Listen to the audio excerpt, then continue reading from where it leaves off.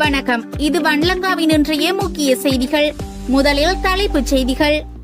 பாராளுமன்ற தெரிவுக்குழு அமைப்பதை விட நீதிமன்றம் செல்வதே சிறந்தது. போலி செய்திகளை பரப்பியவர்களை நாம் வெளிப்படுத்துவோம். நலிந்த ஜெயதிச தெரிவிப்பு. எதிர்வரும் ஏப்ரல் மாதமளவில் பொருளாதார நெருக்கடி தீவிரமடையும். அரசாங்கத்திற்கு எதிராக மக்கள் வீதிக்கு இறங்குவார்கள்.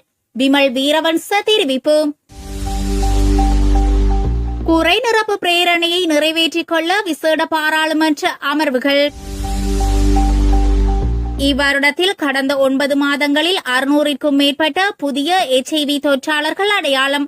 13 பேர் உயிரிழப்பு. வடக்கு உட்பட நாட்டின் பல இடங்களில் கொட்டி தீர்க்கப் போகும் கனமழை.